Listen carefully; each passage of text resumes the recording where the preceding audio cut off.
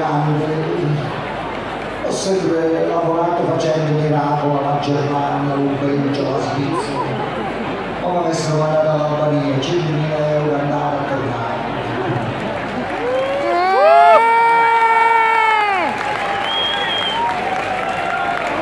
E comunque, pure lavorando così a parte di miracoli, ma non ne faccio più miracoli, perché io e i santi miei colleghi ci siamo stufati.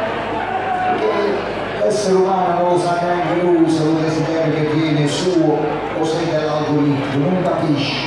E quindi noi ci stiamo stufati e non ne facciamo più miracoli, solo miracolo contrario. Cioè tu stai bene, non stai bene, miracolo. Ci vedevi, non vedi, miracolo. Ma il problema è che venendo bene un miracolo, la gente non sa